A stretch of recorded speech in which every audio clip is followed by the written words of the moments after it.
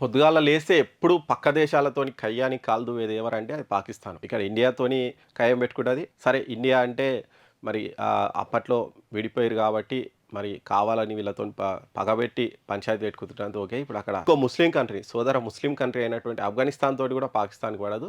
మనం చూసినాం ఆఫ్ఘనిస్తాన్‌లోకి ఫైటర్ జెట్‌లను పంపి పాపం ఇద్దరు, ముగ్గురు క్రికెటర్లు, యంగ్ క్రికెటర్లు చనిపోయారు. ఆ తర్వాత వీళ్ళు ఫైటర్ జెట్లు పంపడం, తర్వాత తాలిబాన్లు ధీటుగా బదులివ్వడం. ఇప్పుడు ఇండియా, పాకిస్తాన్ మధ్య కొట్లాట ఎట్లయిపోయిందో, ఇప్పుడు ఆఫ్ఘనిస్తాన్, పాకిస్తాన్ మధ్య కూడా అంత పెద్ద కొట్లాట అయితే అయితుంది. సరే యుద్ధం అయితే తాత్కాలికంగా విరమించినప్పటికీ మరి పాకిస్తాన్‌కి షాక్ ఇచ్చేటువంటి పని స్టార్ట్ చేసిందంట ఆఫ్ఘనిస్తాను.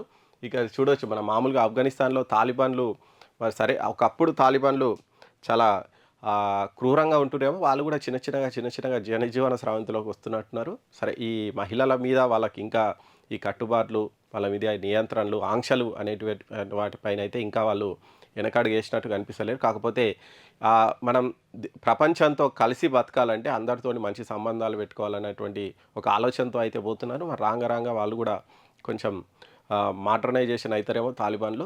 సరే దాన్ని పక్కన పెడితే ఇక్కడ పాకిస్తాన్ మీద మాత్రం తాలిబాన్లు గుర్రు మీద ఉన్నారు. ఖచ్చితంగా పాకిస్తాన్ బుద్ధి చెప్పాలి అని చాలా గట్టి పట్టుదలతోనైతే ఉన్నట్టున్నారు. ఎందుకంటే తాలిబాన్లు అంటే వాళ్ళు ఒకసారి డిసైడ్ అయితే మామూలుగా ఉండదు. ఎందుకంటే అమెరికానే గజగజలాడించి అన్ని రోజులు వాళ్ళు ఆడుండి అంత చేసినా లాస్ట్‌కు మళ్ళీ తాలిబాన్లకు లొంగిపోవాల్సినటువంటి పరిస్థితి ఉంది. అప్పట్లో రష్యాకు అట్లే చుక్కలు చూపించారు.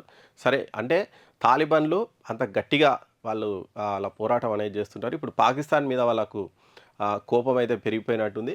ఇక మొన్న నడిచినటువంటి గొడవ కారణంగా వాళ్ళు నెక్స్ట్ ఆఫ్ఘనిస్తాన్ నుంచి పాకిస్తాన్‌కి వచ్చేటువంటి ఆ నదుల మీద డ్యామ్‌లు కడతారట.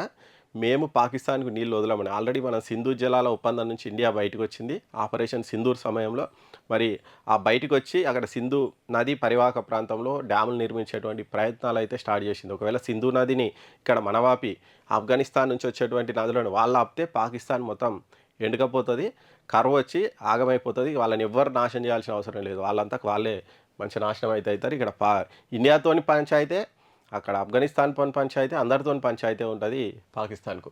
ఇక కునార్ నది మీద అతి త్వరలోనే డ్యామ్ నిర్మిస్తామని తాలిబాన్ సుప్రీం లీడర్ ఆల్రెడీ ప్రకటించారట. డ్యామ్ నిర్మాణం విషయంలో ఆఫ్ఘాన్ పాలకులు చాలా గట్టి పట్టుదలతో ఉన్నారు. ఖచ్చితంగా నిర్మిస్తారని అయితే చెప్తున్నారట.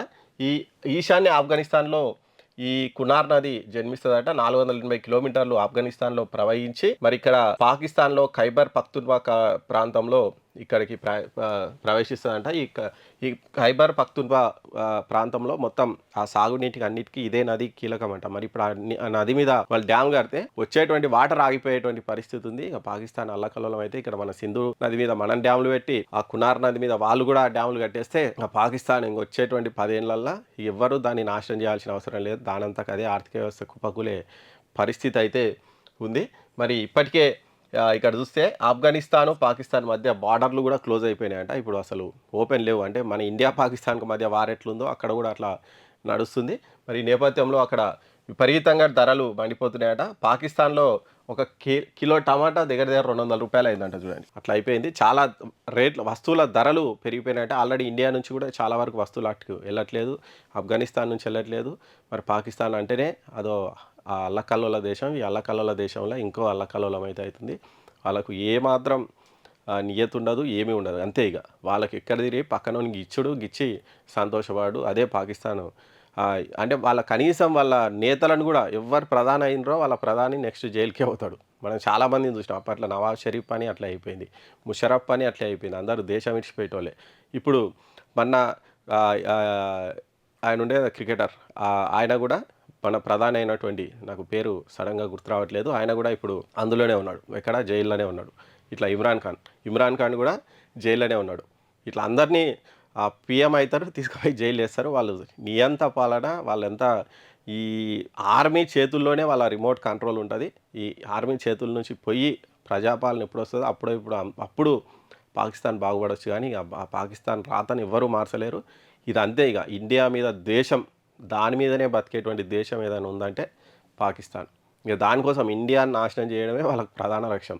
వాళ్ళు డెవలప్ కావడము, మనమేమో ఇక్కడ రాకెట్లు ప్రయోగించి నెక్స్ట్ స్పేస్ స్టేషన్ నిర్మించుకొని మన డెవలప్మెంట్ మనం చేసుకుంటుంటే వాళ్ళు ఒక అణుబాంబు రెడీ చేసారు అంతే. మనతో పోటీగా వాళ్ళు చేసింది ఏంది అంటే ఒక అణుబాంబు. గాది విషయంలో తప్ప ఇంకే విషయంలోనన్నా ఇండియాతోని పాకిస్తాన్‌కి పోటీ ఉందేమో మీరు చూడండి. ఒక్క విషయంలో ఉండదు. దేంట్లో ఉండదు. ఓ సాఫ్ట్‌వేర్‌లో ఉండదు. ఓ డెవలప్‌మెంట్‌లో ఉండదు. ఎకానమీలో ఉండదు. దేంట్లో ఉండదు. వాళ్ళంతే ఇగ. ఆ ద్వేషంతోనే బతుకుతారు.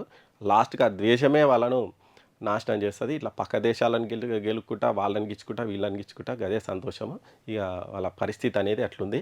ఎన్ని రోజులైనా ఎవరైనా ఊరుకోరు గదా! అట్లా ఆఫ్ఘనిస్తానోళ్ళు వాళ్ళ మీద పగ సాధించబట్టిరి. ఇండియా పగ సాధించబట్టే ఇవన్నీ చేస్తే రానున్న కాలంలో ఎవరో తీర్చినట్టు మన కాగల కార్యం గంధర్వులు తీర్చిండ్రు కదా! గట్లే మనకు గావాల్సిన కార్యం ఆఫ్ఘనిస్తాన్ తీరుస్తది.